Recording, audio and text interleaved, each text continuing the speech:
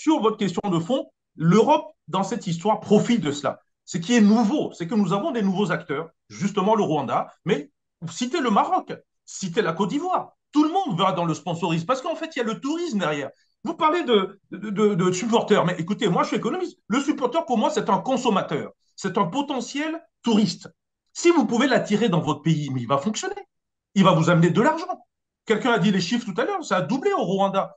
Et c'est pareil un peu partout. Donc, vous ne pouvez pas mettre ça de côté, puis on dit, bon voilà, moi j'aime la musique, je vais écouter un musicien, puis ça s'arrête là. Si le musicien il se met à dire des choses qui sont horribles, vous n'acceptez pas, ben, vous allez le rejeter aussi. Donc, c'est tout un ensemble de choses. Donc, moi, je pense qu'il faut faire très attention. L'État en général, nos politiques, ils font de l'interventionnisme dans le sport. C'est ça qui est vraiment gênant. Et dans le sport de masse.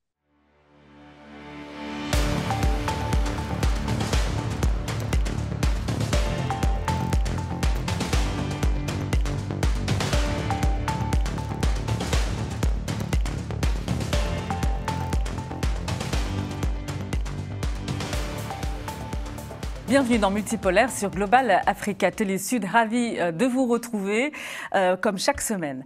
Malgré la situation chaotique dans l'est de la République démocratique du Congo, le Rwanda renforce sa stratégie de sponsoring. Le pays dirigé par Paul Kagame est accusé de soutenir la rébellion du M23 responsable de la guerre dans l'est de la RDC, mais cela ne l'empêche pas de renouveler ses contrats avec les clubs européens, le club parisien, propriété du Qatar Sports Investment, par le biais de son office de tourisme Visit Rwanda Kigali, sponsorise également Arsenal, le Bayern de Munich et l'Atlético Madrid, le dernier grand club européen à afficher le logo de Visit Rwanda sur les maillots des joueurs. On va donc essayer de comprendre les enjeux et les objectifs de ce sponsoring stratégique avec nos invités. Bonjour Lassana Camara, vous êtes journaliste sportif.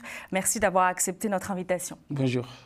Et on est également avec Abdou Semar, journaliste algérien, rédacteur en chef du média d'investigation Algérie Part. Merci également d'être avec nous, Abdou.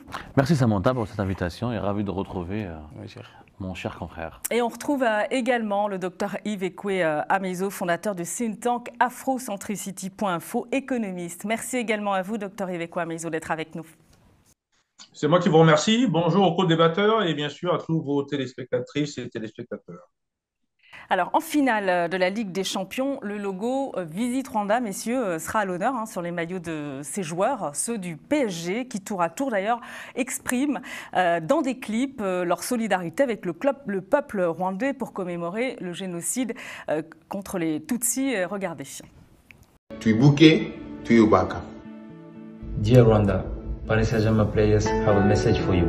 We stand in solidarity with to you commemorate the genocide against the Tutsi. In the 26 years since that time, you have shown unity, resilience, and exemplarity transformation. It's the word can learn and live by. Even during these uncertain times, we are with you. And continue to support the progress Rwanda is making. We can't wait to visit Rwanda soon. Twibuke, Tuyubaka. Twibuke, Tuyubaka. Alors, c'est un clip qui remonte à 2020, mais depuis Lassana Camara, je crois que les joueurs du PSG en ont refait d'autres. D'ailleurs, dans quel état d'esprit ils sont aujourd'hui face justement à cette polémique? Comment ils réagissent, notamment le fait que le sponsoring du Rwanda est pointé du doigt également par les supporters du PSG? Oui, c'est normal que les supporters, les internautes condamnent un peu cette partenariat entre le Rwanda et le PSG parce qu'il y a une guerre à côté au Rwanda. Mais les autorités du PSG, ceux qui pilotent le PSG, les joueurs sur le terrain, eux, ils voient ce partenariat-là d'une autre manière parce qu'ils ont voyagé au Rwanda, ils ont vu ce qui se passe sur le terrain. Et économiquement, pour la visibilité entre le Rwanda et le PSG, cette partenariat-là porte ses fruits. Donc, du coup, économiquement, politiquement, c'est énorme pour le Rwanda, ce partenariat-là. Mais vous les côtoyez, il n'y a pas une gêne tout de même vis-à-vis de ce qui se passe aujourd'hui dans l'est de la RDC, en proie à une guerre terrible? En fait, les joueurs, eux, ils ne comprennent pas ça. peut-être il y a des joueurs, par exemple dans l'effectif du PSG, un joueur comme Kipembe qui a des origines congolaises, oui, ça le tient à cœur. Il a dit presque publiquement que ça le tient à cœur. Mais quand on voit, par exemple, Maître Gims qui a fait des clips pour dire il est contre ce partenariat et qui vient quelques semaines plus tard, PSG Arsenal, au Parc des Princes, aux côtés des Qataris, aux côtés des Rwandais, s'asseoir comme si de rien n'était. En fait, je pense que c'était une campagne, on ne peut pas dire que c'est une campagne inutile, mais ils peuvent régler ce problème-là autrement que de sponsoring entre le Rwanda et le PSG. D'ailleurs, les autorités de la RDC ont demandé la cessation de ces contrats de sponsoring. Outre le PSG, il faut quand même rappeler, Arsenal, le Bayern de Munich, les l'Atlético de Madrid ont signé, je l'ai dit tout à l'heure, des contrats de sponsoring avec le Rwanda, qui est donc accusé de financer cette rébellion, l'offensive du M23 en RDC. Quelle est votre lecture de cette polémique, Abdou Semar? Je crois que c'est une polémique qui peut paraître évidente du point de vue politique. Après, pour le Rwanda, il faut le reconnaître, c'est un énorme coup. Il faut savoir que le Rwanda n'a pas les moyens du Qatar, n'a pas les moyens des Émirats. Il a, avec une quinzaine de millions d'euros par an, il s'offre une image planétaire. La finale de la Ligue des Champions, elle est aussi regardée que la finale de la Coupe du Monde, si ce n'est pas plus. C'est parmi les rendez-vous sportifs les plus regardés du monde. Donc pour un pays qui a vécu le génocide dans les années 90 et qui a été dans les oubliés de l'histoire jusqu'à récemment, il devient par enchantement un véritable pays émergent. Et ça révèle la magie du sport et du football. Les pays intelligents sont les pays effectivement qui ont investi dans le soft power par le football. Et il se trouve que ça a été une arme de soft power extrêmement puissante. Cette arme était réservée jusque-là qu'à des pays riches comme les monarchies du Golfe, Émirats, Qatar. Aujourd'hui, des pays africains l'utilisent. On ne peut que s'en réjouir. Maintenant, ça ne doit pas, bien sûr, obscurcir notre lucidité sur la situation politique interne du Rwanda. Le Rwanda n'est pas un pays parfait. Le Qatar l'est-il? Les Émirats le sont-ils? L'Arabie Saoudite qui va organiser, je crois, la Coupe du Monde à partir de 2030, l'est-il? Les États-Unis d'Amérique qui vont organiser. Personne n'est. Oh, il n'y a pas de pays parfait. Mais ce qui est admirable, c'est qu'aujourd'hui, il y a des pays africains qui veulent se tailler leur propre place sur l'échiquier du soft power mondial. Le football n'est plus une arme de soft power réservée qu'aux Européens, qu'aux Occidentaux ou qu'aux ultra-riches des pays du Golfe. Et ça, c'est bien que les Africains... Voilà. Maintenant, le seul peut-être débat, il est inter-rwandais. Est-ce que ces budgets ont été rentabilisés? Est-ce qu'il y a eu un impact sur l'économie rwandaise? Est-ce que cet argent a bien servi? Est-ce qu'il n'y a pas d'autres priorités au Rwanda en termes d'école, en termes de santé, etc. Là, il faut avoir les données locales. Je ne les ai pas pour pouvoir me positionner. On va aborder ce volet. Mais je remarque quand même que le Rwanda devient une destination touristique de plus en plus importante face à alors que voilà, il a des concurrents comme le Kenya, comme la Tanzanie, etc. et les pays de la région. Ce n'était pas évident de se frayer un chemin. Il commence, tant mieux. J'espère juste qu'au Rwanda, un débat salutaire sur cette question pourrait un jour avoir lieu. Docteur Yves Ekoamizo, on a vu récemment, c'est vrai, le président Paul Kagame se déplacer à la demi-finale du PSG. Peut-être qu'il sera présent à la finale à Munich. Votre regard sur cette polémique? Écoutez, moi je pense qu'il y a beaucoup d'ignorance, il y a beaucoup d'hypocrisie sur la réalité du financement et du sponsoring du jeu en général, le football en particulier. Il faut donc, quand dans ce débat, quand on sépare bien le sport en tant que tel, l'économie en général, parce qu'il s'agit quand même d'investissement, et puis les relations stratégiques qui sont cachées derrière tous ces acteurs qui sont dans le financement du sponsoring. Et je rajouterais même l'hypocrisie des clubs eux-mêmes. Paris Saint-Germain aujourd'hui n'a jamais dit quoi que ce soit sur ce sujet. C'est-à-dire qu'il s'accommode en fait de la situation. Mais en tant qu'économiste et de stratégie, je voudrais mettre les choses claires. Il y a derrière toute cette histoire de jeu, de sponsoring Rwanda ou pas, une volonté des pays occidentaux d'accéder à des matières premières en Afrique ou ailleurs, mais surtout en Afrique, sans trop payer, sans se faire voir et en passant par des intermédiaires qu'on appelle nous des proxys, ou tout simplement des gens qui vont jouer d'autres jeux et finalement avoir une influence tellement importante que vous allez les retrouver comme médiateurs de paix. C'est le cas du Qatar. Justement, vous avez soulevé un point très important.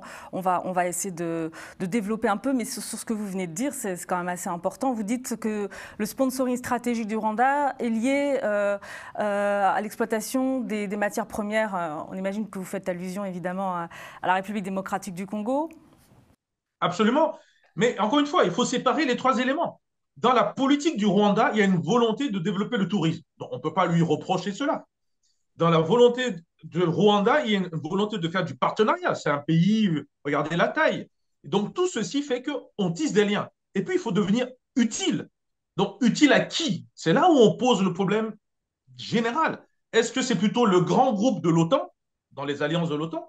Parce que vous allez voir, on va parler du Maroc tout à l'heure, la Côte d'Ivoire, qui sont plutôt dans ce groupe, et l'autre groupe qui sont les BRICS. Donc, on verra tout ça tout à l'heure, parce que c'est dans ces grands axes-là que vous retrouvez cette histoire, et vous retrouvez dans le détail sur le sponsoring justement, des Jeux, qui ne sont pas anodins. Une question tout à l'heure, quelqu'un demandait s'il y avait eu des résultats pour le Rwanda. Oui, je vous donnerai des chiffres. Oui, un très bon résultat pour le Rwanda qui a doublé son tourisme. Lassana Camara. Mais les chiffres que vous demandez tout à l'heure, même si les réseaux sociaux par rapport à Visite Rwanda seulement, ils ont gagné plus de 160 millions, plus de 450 millions en termes marketing que le Rwanda a gagné. Le tourisme, ils l'ont multiplié par 42%. Ils l'ont plus 42% sur le terrain. Il y a plus de 150 000 emplois autour du tourisme sur ça. En profitant de ça, les relations avec le Qatar, le Rwanda n'avait pas de stade. Il y a beaucoup de pays africains qui n'avaient pas de stade. Le Rwanda n'avait pas de stade. Ils ont un stade maintenant de plus de 50 000 places refait à neuf avec le Qatar. Ils sont en train de faire l'aéroport pour que ça soit un hub mondial avec le Qatar. Je pense que le Rwanda... Ça faisait partie des conditions au contrat justement entre le PSG... Non, ça ne faisait pas partie, mais en ayant de bonnes relations, juste après ce contrat, il y a eu des investissements qataris pour construire le hub aéroportuaire. Parce que moi j'étais à Kigali l'année dernière parce qu'il y avait le premier sommet, le congrès annuel de la FIFA, où on élit le président de la FIFA. Ça a été fait au Rwanda. Donc en fait, ils ont eu l'intelligence de déployer ce pays-là, de mettre ce pays-là à la face du monde. Et ça porte de fruits. La publicité, l'Alliance Arena, c'est... Mais le docteur Ibeko Amizo, Abdou Sema, évoque aussi un lien avec l'exploitation des minerais et sous-entendu en RDC. Votre avis là-dessus? Je suis tout à fait d'accord. Le Rwanda utilise le soft power du sport. Vous savez, le football, il a une particularité. C'est peut-être le seul domaine où des puissances politiques peuvent le pénétrer sans se confronter à des obligations morales ou à des polémiques trop morales. Parce que le football, c'est le foot business. Sans argent, il n'y a pas de football. On ne va pas se mentir. Et dans tous les pays, les Anglais ne peuvent pas donner des leçons aux Rwandais alors qu'ils ont accepté que les Émiratis rachètent Manchester City, par exemple, ou que les oligarques russes rachètent anciennement des grands clubs comme Chelsea ou Arsenal. L'argent est une condition sine qua non pour le développement du football aujourd'hui. Donc, les pays émergents ou les puissances ont bien compris que c'est un vecteur d'influence important. Le Rwanda a un problème géopolitique, il a une image à préserver, il sait qu'il y a une communauté internationale qui veut exercer contre lui des pressions. Avoir une bonne image, dégager de la sympathie, recevoir un nombre important de touristes, ça joue un rôle important. On en a parlé récemment dans une émission sur le conflit entre l'Algérie et le Maroc. Le Maroc a pris, malheureusement pour l'Algérie, un avantage par rapport à l'Algérie parce qu'il a une bonne image. Il reçoit beaucoup de touristes. Ça donne un pays. Quand un pays ouvert affronte un pays fermé, généralement, les simples mortels sont du côté du pays ouvert. Demain, la Corée du Nord va affronter la Corée du Sud. On sera tous du côté de la Corée du Sud parce qu'on est charmé par la Corée du Sud, on est charmé par Hyundai, on est charmé par les Samsung, etc. Donc c'est important, effectivement. Sur le plan financier, Lassana Camara, les contrats, on est aux alentours de 10 millions d'euros par an, que ce soit pour le PSG, Arsenal, peut-être... 10 à 13 millions d'euros par an, mais c'est des cacahuètes par rapport à ce que le Rwanda... Est-ce que c'est beaucoup? C'est pas beaucoup pour les clubs européens. C'est rien du tout. On a l'impression que c'est un braquage. Le Rwanda est devenu colissimo. Il délivre tout, il s'octroie tout, ils essayent de rentrer partout. Même l'élection du président de la Confédération africaine de football, le Rwanda a joué un rôle. Maintenant, pour parler de football international, pour parler de diplomatie sportive en Afrique, on est obligé de passer par le Rwanda, on est obligé de passer par Paul Kagame. Donc qu'est-ce qui motive, Dr Iveco Amezo, le choix des clubs européens justement à accepter ce sponsoring? Pour le cas du PSG, il y a évidemment l'intervention du Qatar. Oui, mais attendez, il faut bien séparer les choses. Les clubs, eux, ont besoin d'argent. Il faut bien acheter des meilleurs joueurs, des super joueurs. Oui, c'est un coup de pouce modéré. C'est modéré. C'est un coup de pouce modéré. 10 millions d'euros par an. C'est pas modéré 10 millions d'euros, c'est une source de revenus importante. En fait, par rapport à quoi on parle d'argent? Est-ce qu'on parle par rapport au budget des finances publiques du Rwanda ou par rapport au budget de fonctionnement des clubs européens? Le PSG n'a pas besoin du Rwanda pour prospérer. Il y a le Qatar derrière. Ouais. Il faut savoir que le Qatar a accepté... C'était tout le sens de ma question. Voilà, le Qatar a accepté rapidement ce partenariat avec le Rwanda parce qu'il est confronté en Afrique de l'Est à la concurrence des Émirats qui sont bien positionnés en Éthiopie, en Tanzanie, dans les pays voisins. Donc le Qatar, il dit, je ne peux pas laisser Abu Dhabi avoir une emprise sur toute la région, j'ai besoin d'un pays allié. Le pays qui est encore pas acquis à la cause des Émiratis, c'était le Rwanda. Donc le Rwanda, c'est un boulevard pour les Qataris au cœur de l'Europe, au cœur de l'Afrique centrale, la région des Grands Lacs. C'est beaucoup plus un calcul géopolitique, mais vous imaginez bien que le PSG n'a pas besoin, il va pas, sans la quinzaine de millions d'euros du Rwanda, il va pas fermer boutique. Voilà, donc il y a un calcul. Pour les autres clubs, non, comme le Bayern, les clubs qui n'ont pas derrière eux des bailleurs de fonds puissants institutionnels et qui sont plus ou moins autonomes financièrement grâce à un modèle économique comme le Bayern, comme un peu le Barça. Là, c'est des calculs financiers. Le meilleur sponsor, ils le prennent. C'est logique. Donc pour des clubs comme le Bayern, l'Atlético Madrid tout récemment, c'est purement financier. Non, ce n'est pas purement financier. L'Atlético Madrid, ce n'est pas purement financier. L'Atlético Madrid est avec l'Arabie Saoudite. Leur stade porte le nom de Riyad depuis quelques mois. L'Atlético Madrid est en train de déployer. C'est le même suivi parce que l'Arabie Saoudite est avec le Qatar, c'est presque pareil. En fait, ils ont su jouer la fibre géopolitique. Là-dessus, docteur Iveco Amezo. Écoutez, moi, je vais vous donner une autre information qui va peut-être vous changer vos positions. Est-ce que vous savez que le Qatar a d'abord d'excellentes relations avec les États-Unis, mais que la base militaire du commandement américain pour tout le Moyen-Orient, qui est l'équivalent de AFRICOM pour l'Afrique, se trouve où? Au Qatar.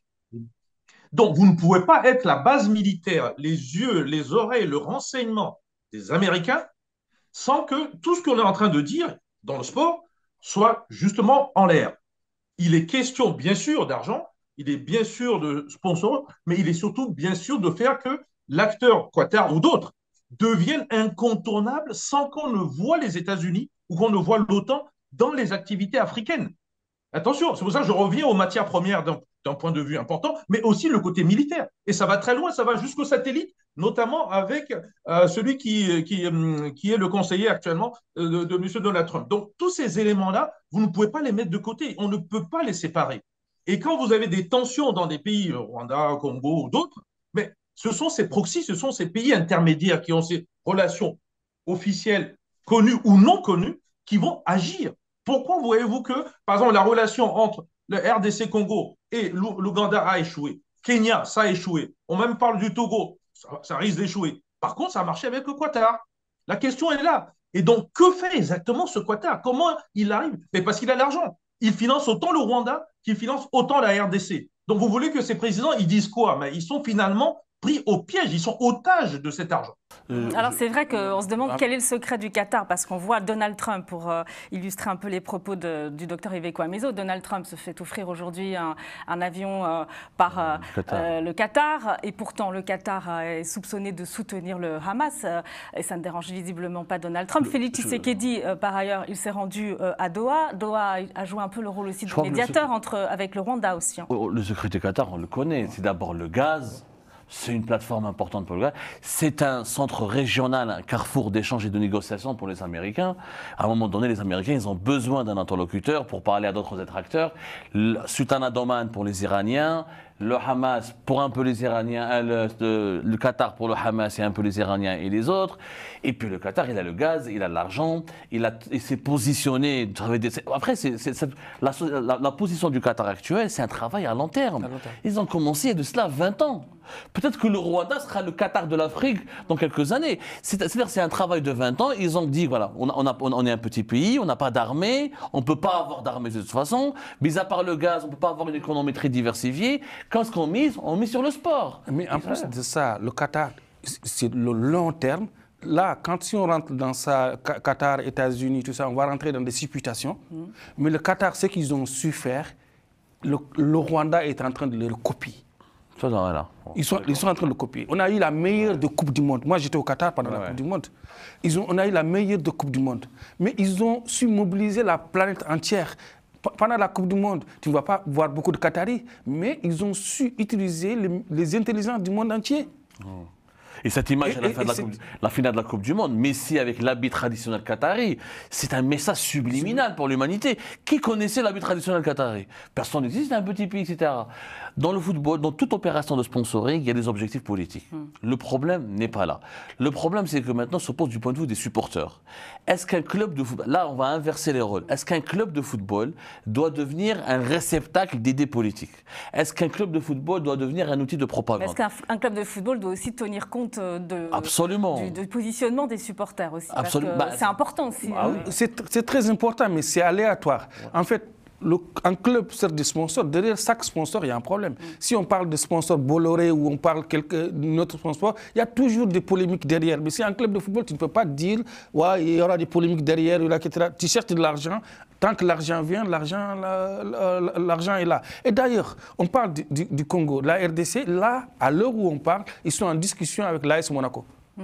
Pour faire visite Congo avec l'AS Monaco. À l'heure où on parle... Donc le modèle il fait des émus. Le docteur Yves Kwame-Mezo, à l'heure où on parle, ils sont en discussion avec l'AS Monaco. Le positionnement des pays occidentaux, des pays européens, justement vis-à-vis de ce sponsoring, de cette stratégie de sponsoring, est-ce que finalement ils ont minimisé l'importance de la diplomatie, l'impact plutôt de la diplomatie sportive ? Dans le football notamment. Écoutez, on ne va pas citer tous les grands événements, même les Jeux Olympiques. Vous savez, quand vous avez des véhicules chinois qui inondent le marché européen sans trop de problèmes et sans trop de taxes, et d'autres véhicules qui ne peuvent pas venir, il faut vous poser la question si un certain nombre de marques chinoises n'ont pas tout simplement financé des grands événements sportifs en Europe. C'est pour ça que je parlais d'hypocrisie dès le départ. Moi, je voulais corriger quelques points. Quelqu'un a dit que le Qatar soutenait le Hamas. Non, le Qatar finance le Hamas, mais le soutient. Écoutez, il y a des thèses qui disent aujourd'hui qu'ils ont trahi le Hamas. Donc, il faut faire très attention aux mots qu'on utilise. Enfin, il y a quand même une proximité. Alors, je crois qu'il y a quand même une proximité, docteur Yves Kwame-Mezo, des soupçons quand même avérés de soutien du Qatar indirect. On dit que le Rwanda n'a pas d'armée, il faut préciser. Ça aussi, le Rwanda a une armée et qui fonctionne dans beaucoup de pays et qui soutient beaucoup d'armées africaines. Donc, il faut faire attention aux mots que nous utilisons. Alors, sur votre question de fond, l'Europe, dans cette histoire, profite de cela. Ce qui est nouveau, c'est que nous avons des nouveaux acteurs, justement le Rwanda, mais citez le Maroc, citez la Côte d'Ivoire. Tout le monde va dans le sponsorisme parce qu'en fait, il y a le tourisme derrière. Vous parlez de supporters, mais écoutez, moi, je suis économiste. Le supporter, pour moi, c'est un consommateur. C'est un potentiel touriste. Si vous pouvez l'attirer dans votre pays, mais il va fonctionner. Il va vous amener de l'argent. Quelqu'un a dit les chiffres tout à l'heure, ça a doublé au Rwanda. Et c'est pareil un peu partout. Donc, vous ne pouvez pas mettre ça de côté, puis on dit, bon voilà, moi j'aime la musique, je vais écouter un musicien, puis ça s'arrête là. Si le musicien il se met à dire des choses qui sont horribles, vous n'acceptez pas, ben, vous allez le rejeter aussi. Donc, c'est tout un ensemble de choses. Donc, moi, je pense qu'il faut faire très attention. L'État en général, nos politiques, ils font de l'interventionnisme dans le sport. C'est ça qui est vraiment gênant. Et dans le sport de masse. Parce que quand vous allez dans l'athlétisme que j'ai fait dans le temps, mais ils ne sont pas souvent là et ils ne financent pas. Or, c'est pourtant des sports nobles aussi dans l'athlétisme. Voilà quelques exemples. Je pense que le sponsoring en soi est un interventionnisme politique. En fait, il ne faut pas mélanger. Je pense qu'il ne faut pas mélanger la politique politicienne et la diplomatie sportive. Le Rwanda, par exemple, avec ce sponsoring-là qu'ils sont en train de déployer, ils font le basket, ils le font avec le basket aussi, avec la Ligue africaine dérivée de la NBA. Et bientôt, ils accueillent les championnats de cyclisme, etc. Ils s'intéressent beaucoup à la Formule 1. Ils s'intéressent à la Formule 1. Et ils ont compris que c'est une diplomatie sportive, c'est une manière de vendre le pays, de vendre le tourisme de leur pays et en plus attirer des investisseurs. Le Qatar est un investisseur. Je pense aussi que le Rwanda, ça passe malgré qu'il y a une guerre avec le RDC, qu'on n'est peut-être pas très choqué par ce sponsoring, parce que le Rwanda bénéficie d'une certaine image. C'est qu'on a de l'empathie pour ce pays. Une image qui n'est plus celle d'antan. Non mais l'empathie, elle est là. Je vous donne un exemple. L'empathie, elle est là. Entre 2001 et 2003, l'Algérie a essayé de faire du sponsoring bien avant le Qatar, etc., avec l'Olympique de Marseille. On avait un gros milliardaire algérien qui s'appelle Rafik Khalifa. Il a sponsorisé à coût de 2-3 millions d'euros, c'était immense au début des années 2000, l'Olympique de Marseille, qui était le plus grand club français à l'époque avant le PSG. Il y a eu une polémique dans les sphères politiques françaises tellement immense qu'en 2003, le club a été pratiquement contraint de prendre ses distances. Pourquoi? Parce que l'Algérie n'a pas la bonne réputation qu'un pays comme le Rwanda, comme le Qatar. Il faut dire la vérité. Il y a des pays, si l'Iran demain sponsorise le PSG, je pense que la polémique aurait été beaucoup plus puissante. Le Tchad avait fait avec Metz, le premier pays africain à faire du partenariat avec un club européen, c'était le Tchad. Ça n'a pas fait long feu parce qu'il n'y avait pas une politique derrière. Bon, voilà. De toute façon, quand on parle de diplomatie sportive, Dr Yves Kwame-Mezo, c'est vrai aussi que pour le Qatar, et cela vaut pour d'autres pays voisins du Qatar, il y a aussi un intérêt, un jeu d'influence aussi qui s'opère, parce que via le Rwanda, il y a moyen aussi d'aller accroître son influence sur le continent africain, qui est très convoité. Absolument, absolument. Le Qatar, comme d'autres pays du Moyen-Orient, sont en train de rentrer dans ce qu'on appelle les capacités productives africaines, les infrastructures africaines. Quelqu'un l'a cité, ou sinon je vous le rappelle, mais l'aviation, tout simplement, l'aéroport, au niveau du Rwanda, il y a quand même une participation très importante, c'est 49% du Qatar. Donc, ils rentrent un peu partout et ça pose le problème de la gouvernance des pays africains. Et on l'a dit tout à l'heure, s'il y a de l'attraction, c'est que ça marche bien. Ça marche bien parce qu'il y a une bonne gouvernance du Rwanda. Alors juste pour conclure, on a parlé évidemment du sponsoring rwandais, mais on se souvient aussi que l'Azerbaïdjan avait sponsorisé l'Atlético Madrid. Ouais. Donc c'est un modèle qui perdure. Et on parlait du Congo tout à l'heure avec un autre pays. L'AS Monaco. Oui, l'AS Monaco, avec un autre club. Le Tchad avec l'FCMS. Donc il y a de plus en plus de pays qui vont suivre cet exemple, à votre avis? Il y aura de plus en plus de pays qui vont suivre, mais toujours pas avec les mêmes résultats. Et la réception de ces opérations change d'un pays à un autre. Alors, on croit savoir qu'avec le football, on peut se racheter une image. Le football ne suffit pas. Le football est un tremplin. Voilà, je vous dis, avec le Qatar, ça a réussi parce qu'il y a des éléments. Le Qatar a commencé il y a 20 ans, il a mis beaucoup de travail encore. En Coupe du Monde, avec la tragédie des travailleurs étrangers, etc., l'image du Qatar n'est pas sortie très glorieuse.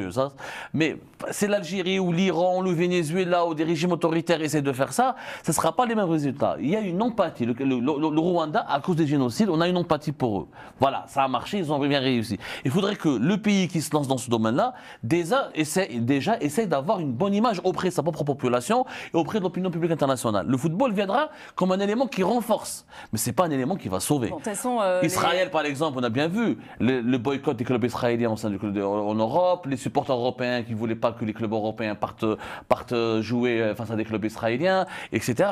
Ça n'a pas marché parce qu'Israël a une très mauvaise image. Ce qu'attendent justement les pays qui jouent sur cette stratégie de sponsoring, ce sont des retombées aussi, un impact susceptible d'accroître le développement du pays. En fait, il y a des pays qui le font pour la photo. Et ça ne marche pas. Par exemple, le Cameroun, il y a une société camerounaise qui l'avait fait avec le PSG au début des années 90, etc. C'était le groupe Fadil. Ça n'a pas marché parce qu'il n'y avait pas un État derrière et tout ça. Le Qatar s'est bien construit.